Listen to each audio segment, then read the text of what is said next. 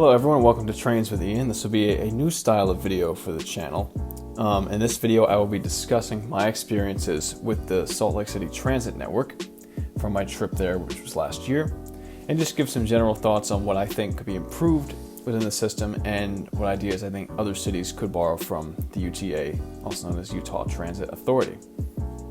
Before we get into it, make sure to like and subscribe and hit the bell so that you're notified for when future videos are uploaded. A couple quick notes about this video. It will not cover any of the buses in the Salt Lake region, as I did not take those on my trip, but we will be discussing the Front Runner, commuter trains, and the light rail system. And we'll go over some pros and cons of each aspect and wrap it all up at the end. So starting with Front Runner, I stayed a little bit south of the city when I was there, near Lehigh Station, which is pretty well out of the way of downtown. I had a vehicle, but upon my arrival there, I discovered Front Runner just by chance. I happened to be staying very close to the station. I looked it up online and it actually looked very impressive, so decided to give it a shot for taking it to downtown the next day rather than using the car. And it immediately struck me as something that is really, really beneficial, not just to the region, but something that could be used in other areas of the country. To start off with the pros, it has very regular service. It's consistent throughout the day, and more trains during rush hour. And these trains, most of the day, tended to be every 30 minutes. In the off hours, every hour or so, which is understandable. But for a commuter rail system like this, every 30 minutes is very, very good, especially in a city like Salt Lake. The ride was very comfortable, and this was partially due to there being a dedicated set of tracks that ran alongside the freight and one-a-day Amtrak service that goes through Salt Lake. I think this is really important, not just to have for having a regular schedule, but just to be able to provide a comfortable ride and a consistent ride without any interference from other trains that might get in the way. The next pro is that there's a direct connection to downtown from Salt Lake City's populated suburbs, Provo, Ogden, anywhere in between, all those places, which is important not only that those places are served, but that the train line itself was designed to serve the most populated areas. And the best part of it, this is not just a service from Provo or Ogden into the city.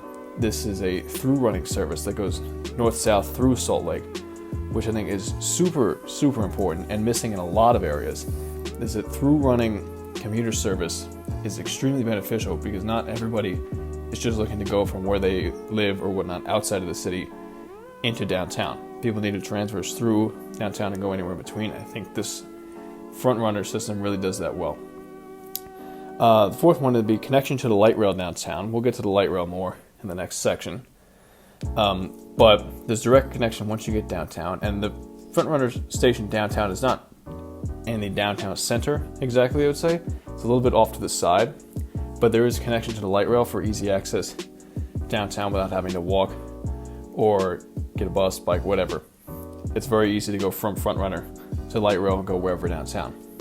And the last one, I already touched on this a bit, but the route very much suits the geographic nature of Salt Lake City, and there should be a map on screen now of Salt Lake City, but because of the mountains and the Salt Lake itself, it's a very narrow stretch of land, so the north-south nature of Front Runner is really beneficial to, like I said, serving what is needed in the area and providing all the necessary connections from there.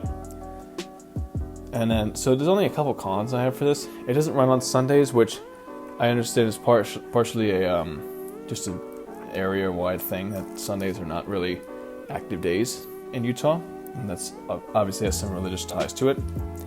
The trains, while they're comfortable, and they're two-level trains, they're only about 3 cars, and they can become quite crowded at rush hour, a lot of standing room, even though they do run pretty frequently, and they could do with some longer trains, and the platforms do fit them, so it's not a case of the platforms not being long enough for trains. I think they could fit more cars into them.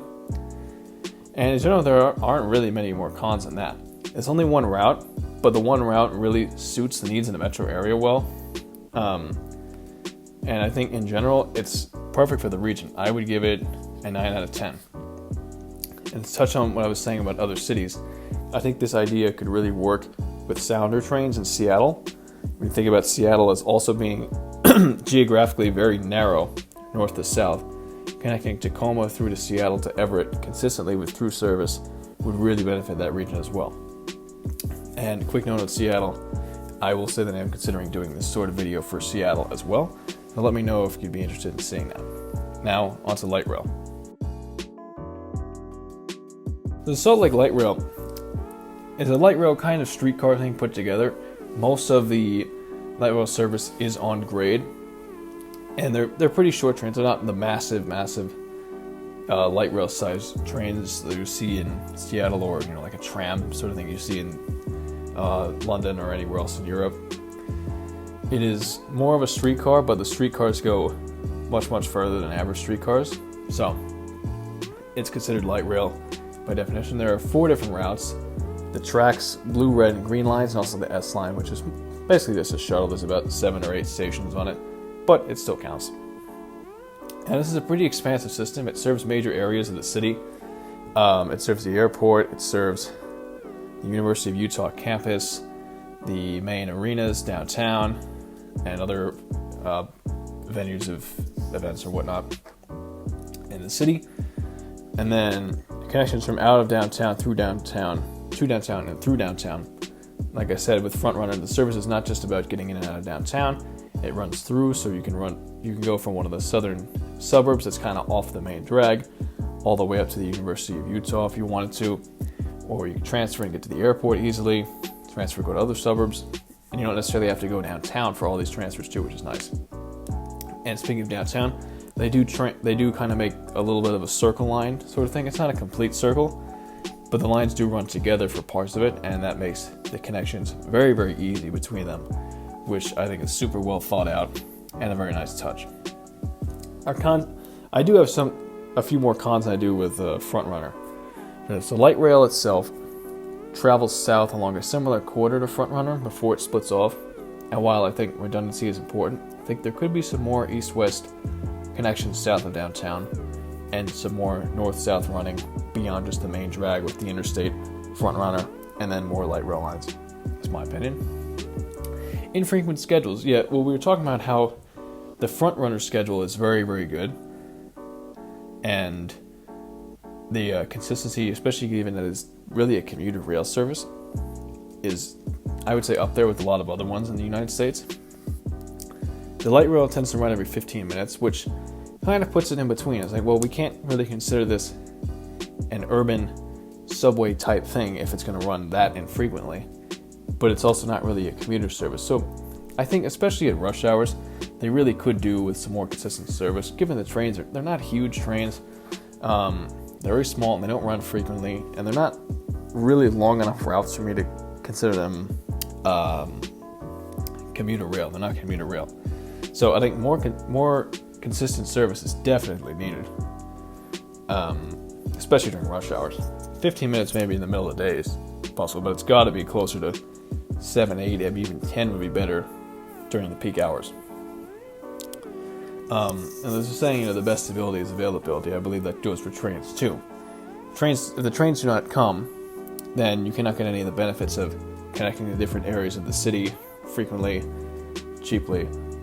So the irregularity is a big knock on this, I would say. And the other thing, it's something I would nitpick on a little bit, but it's mostly due to the climate of it. The areas at stations downtown are not very enclosed. This really isn't a heating area or anything like that to protect you from the elements. And I was there, you'll see in the videos, it was very snowy, and it was not great waiting outside for the light rail trains.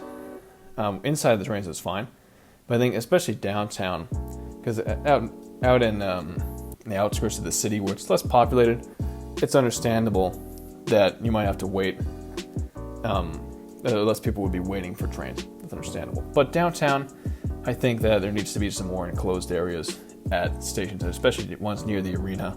Other places, the airport was open too, so that's my opinion. Nothing crazy, just a box with a door or whatnot. So overall, while I think the light rail has a lot of positives, I would have to give it a 7.5 just because of the irregularities. I think there could be improved there. Shortening the Wait time from 15 minutes to 10 minutes would probably knock that up to an 8.5 for me. And then there's just a couple other things other than that. But yeah, it's really positive overall. And now to conclude.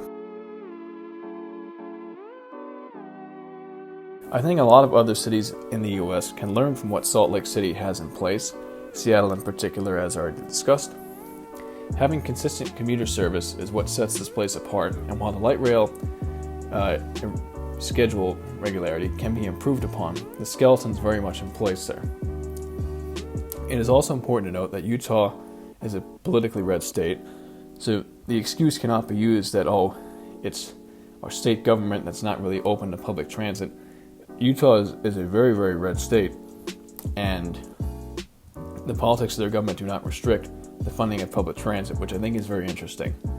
And that means this sort of thing is definitely achievable in places like Seattle, Washington, Portland, Oregon, Minneapolis, Minnesota, etc.